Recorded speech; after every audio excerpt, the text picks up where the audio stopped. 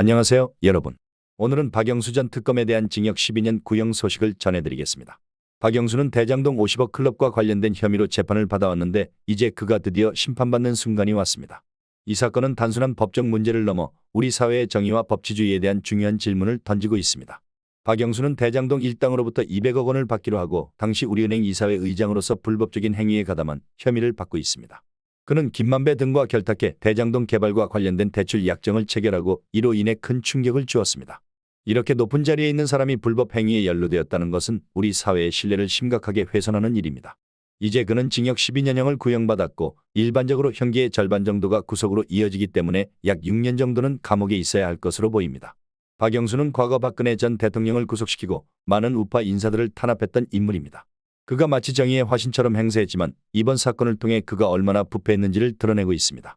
이는 우리 사회에서 정의가 어떻게 왜곡될 수 있는지를 잘 보여주는 사례입니다. 대한민국이 지금 심판을 받아야 할 자가 심판자 자리에 있다는 사실은 아이러니합니다. 이재명 같은 인물이 감옥에 가는 동안 검찰을 탄핵하겠다는 말도 안 되는 주장들이 나오고 있습니다.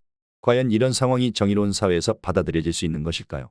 김동연 부장판사는 박영수에게 징역 12년과 벌금 16억 원, 추징금 17억 5천만 원을 선고했습니다. 같은 사건에 연루된 양재식 전 특검보에게는 징역 7년과 벌금 6억 원이 선고되었습니다. 검찰은 박영수가 특별검사로서의 직무를 망각하고 거액을 수수하며 사회적 기대를 저버렸다고 밝혔습니다. 이는 단순히 개인의 비리를 넘어서 공적인 신뢰를 어떻게 무너뜨렸는지를 보여줍니다. 박영수는 대장동 컨소시엄 구성을 지원하는 대가로 남욱에게 200억 원 상당의 땅과 건물을 약속받은 혐의로 구속 기소되었습니다. 그는 대장동 개발을 도와주겠다고 하면서 이러한 금품을 요구한 것입니다.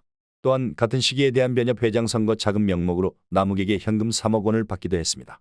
이처럼 공적 직무를 수행해야 할 사람이 개인의 이익을 위해 불법적인 거래를 한 것은 매우 심각한 문제입니다.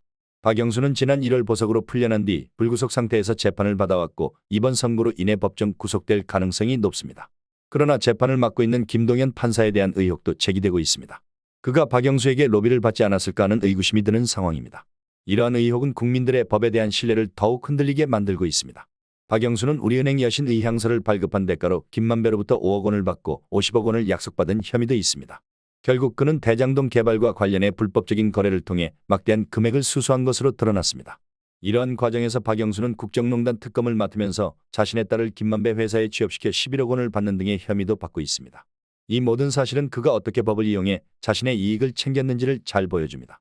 박영수는 과거 박근혜 전 대통령의 국정농단을 수사하면서도 자신은 불법적인 거래에 연루되어 있었던 것입니다. 이러한 아이러니한 상황은 대한민국의 법치주의에 대한 신뢰를 크게 흔들고 있습니다. 우리가 믿고 따르는 법이 과연 공정하게 적용되고 있는지 다시 한번 되새겨봐야 할 때입니다. 박영수와 양재식 모두 수사와 재판 과정에서 범행을 부인하며 반성하지 않고 있습니다. 검찰은 이들이 사회적 기대를 저버리고 금융시장의 질서를 해쳤다고 강하게 비판하고 있습니다. 이제 박영수는 법의 심판을 받게 되었고 그와 함께한 모든 이들도 철저히 수사받아야 할 것입니다. 이번 사건은 우리 사회가 얼마나 부패에 물들어 있는지를 드러내는 중요한 사례입니다.